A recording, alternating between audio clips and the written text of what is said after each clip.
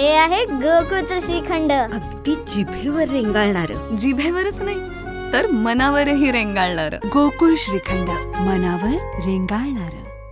कोल्हापूर जिल्ह्यामध्ये आज जी पावसाची नोंद झालेली आहे, काल पडलेल्या ज्या पावसाची नोंद आहे ती 65.5 मिलीमीटर एवढा पाऊस आज सकाळी 10 वाजता नोंद झालेला आहे. आणि काल जिल्ह्यामधल्या 43 मंडळामध्ये अतिवृष्टीची नोंद झालेली आहे. या पावसानुसार ज्या आपण मॉनिटर करतो त्या लेवलमध्ये राजाराम बंधाऱ्याची लेवल आत्ताची 12 वाजताची लेवल आहे ती 36 फूट एवढी आहे. इचलकरंजीचा जो बंधारा आहे, इचलकरंजी बंधाऱ्याची लेवल 57 फूट 2 इंच एवढी आहे. नरसिंहवाडीची लेवल 40 फूट 6 इंच एवढी आहे. तर या सर्व लेवल आपण मॉनिटर करत आहे. साधारणतः मागच्या 24 तासामध्ये राजाराम बंधाऱ्याची लेवल आहे ती 7 फुटांनी वाढलेली आहे. जी मुख्य धरणं आहेत, मुख्य धरणांमधला विसर्ग जर आपण पाहिला तर राधानगरी धरणामधून 11,500 क्युसेक्स एवढा विसर्ग सुरू आहे. दूधगंगा धरणातून आत्ता सकाळीच 20,000 क्युसेक्स एवढा विसर्ग सुरू करण्यात आलेला आहे. कोयना धरणातून 67,700 क्युसेक्स एवढा विसर्ग आत्ता आहे की जो थोड्या कालावधीने 75,000पर्यंत करण्यात येणार आहे. आणि वारणा धरणातून 29,000 क्युसेक्स एवढा विसर्ग आहे. तर पडणाऱ्या पावसावरती आपण लक्ष ठेवून आहे. हवामान वेधशाळेचा जो अंदाज आहे तो आज आणि उद्यासाठी कोल्हापूर घाटामध्ये ऑरेंज अलर्ट आहे.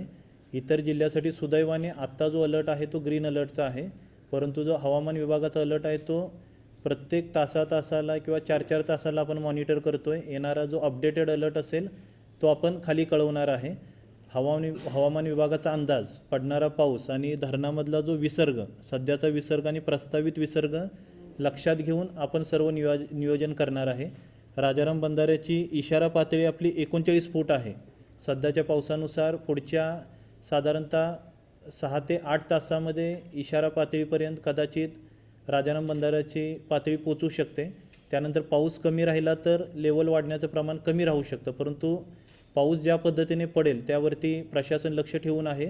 आणि इशारा पातळीवरती पोचल्यानंतर ज्या ठिकाणी आपल्याला शिफ्टिंग करावं लागतं त्यासाठी जी निवारा केंद्र असतील, त्या ठिकाणी भागामध्ये लोकांना सूचना देणं असेल, ते काम आता महापालिका प्रशासनाने आणि जिल्हा प्रशासनाने सुरू केलेलं आहे. यासोबतच कोयना धरणामधला आणि वारणा धरणामधला विसर्ग लक्षात घेऊन अलमट्टीमधून जो विसर्ग आहे, अलमट्टीमध्ये काल सकाळी जो 20,000 क्युसेक्स एवढा विसर्ग होता तो टप्प्याटप्प्याने वाढवून आत्ता 1,75,000 क्युसेक्स एवढा विसर्ग करण्यात आलेला आहे. कोयना धरण आणि वारणा धरणातील विसर्ग जसा वाढेल तसा अलमट्टी धरणामधील विसर्ग वाढवण्याबाबत अलमट्टीच्या प्रशासनाशी आम्ही संपर्कात आहे. आणि कोयनेतून आणि वारणेतून येणारा विसर्ग लक्षात घेऊन कुरुंदवाड शहर असेल, शिरोळ तालुकामधील जी गावं असतील त्या ठिकाणच्या ज्या लेवल आपण नेहमी मॉनिटर करतो त्या लेवल आपण मॉनिटर करत आहे. आणि पाऊस परिस्थिती पाहून, हे येणारे विसर्ग पाहून ज्या ज्या ठिकाणी लोकांना शिफ्टिंगबाबत माहिती द्यावी लागेल ती ॲडव्हान्समध्ये माहिती दिली जाईल. परंतु सद्यस्थितीमध्ये जी परिस्थिती आहे ती नियंत्रणामध्ये आहे. पाऊस सध्या बऱ्यापैकी जिल्ह्यामध्ये थांबलेला दिसत आहे. परंतु जर पाऊस पुढे राहिला, धरणातील विसर्ग वाढला तर जे काही नियोजन करावं लागेल त्यासाठी प्रशासन सज्ज आहे. आणि त्याची ॲडव्हान्समध्ये माहिती आहे ती वेळोवेळी आपल्या माध्यमातून सर्वांना नागरिकांना दिली जाईल.